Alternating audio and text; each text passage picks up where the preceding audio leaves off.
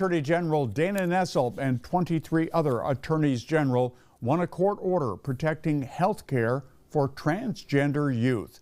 The lawsuit was filed after the Trump administration pushed hospitals and clinics to stop providing gender-affirming care.